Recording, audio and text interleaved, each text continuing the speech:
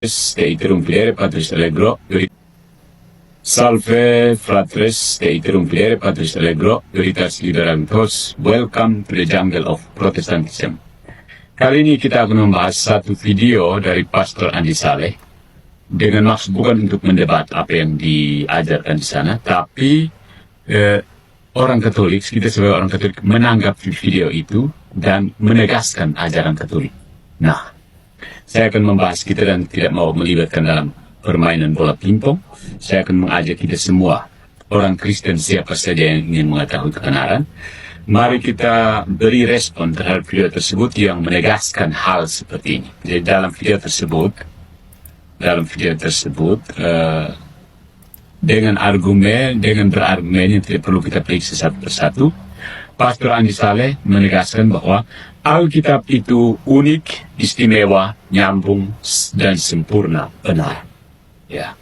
Nah, tanggapan Gereja Katolik sebagai pelajaran untuk semua orang Kristen yang sangat mencintai Alkitab, jika Alkitab itu unik, istimewa, nyambung, dan sempurna benar, maka otoritas gereja yang menetapkannya tidak bisa salah. Mari kita elaborasi, kita analisis keabsahan argumen ini dari sudut pandang Katolik dan kemungkinan sanggahan dari Protestan. Poin pertama, struktur argumen. Argumen ini berbentuk modus ponens. Jika P, maka Q.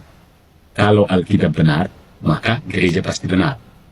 Premis pertama, jika Alkitab itu unik, istimewa, nyambung, dan sempurna benar. Premis kedua, Alkitab ditetapkan oleh otoritas gereja. Premis pertama, Alkitab itu unik, istimewa, nyambung, sempurna. Premis kedua, Alkitab ditetapkan oleh otoritas gereja. Ya kan? Kesimpulan, otoritas gereja yang menetapkannya tidak bisa salah. Dalam logika formal, ini tampak masuk akal. Tetapi pertanyaannya, apakah secara teologis bisa dipertahankan? Ada penguatan argumen dari perspektif Katolik. Yang pertama, otoritas gereja sebagai penjaga wahyu alam. Alkitab tidak turun langsung dari surga dalam satu kitab lengkap, melainkan dikodifikasi oleh gereja melalui proses kanonisasi. Jika gereja bisa menetapkan Alkitab dengan pasti tanpa salah, infalibel, maka gereja memiliki otoritas yang dijamin oleh Roh Kudus. Ini sejalan dengan ajaran Katolik bahwa gereja memiliki otoritas mengajarkan kebenaran tanpa salah dalam perkara iman dan moral. KGK 891. Poin yang kedua, tanpa gereja tidak ada kepastian kanon.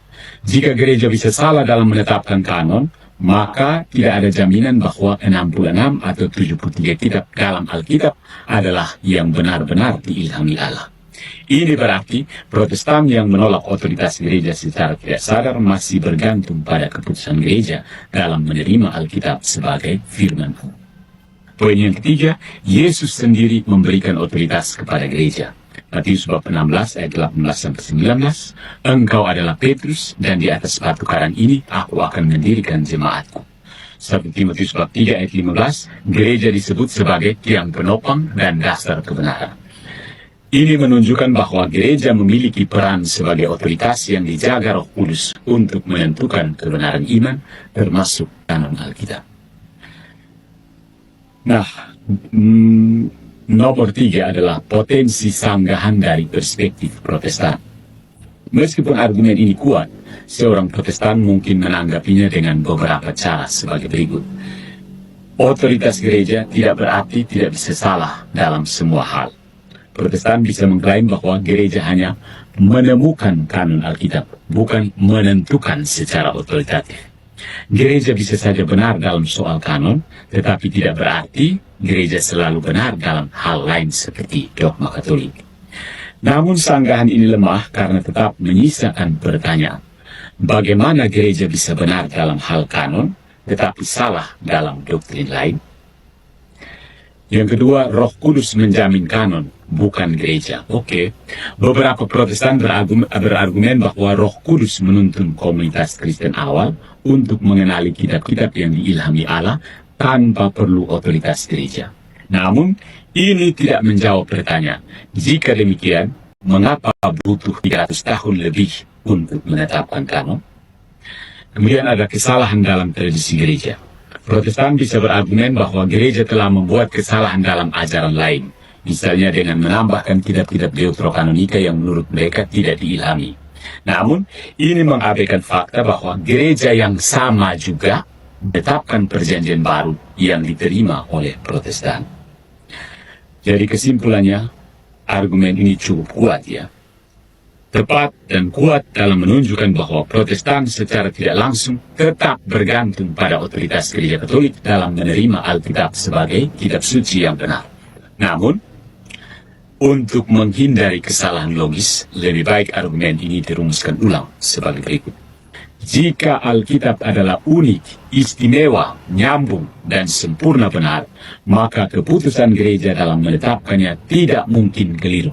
Jika gereja tidak mungkin keliru dalam menetapkan Alkitab, maka gereja memiliki otoritas yang dijamin oleh Roh Kudus. Oleh karena itu, menolak otoritas gereja dalam hal lain, misalnya dogma, adalah suatu inkonsistensi.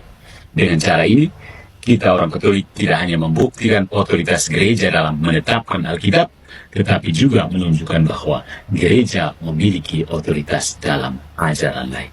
So, do not go back to the Bible. Go back to the church. Tiang penopang dan dasar kebenaran. Which church is it? The Catholic Church. Salve.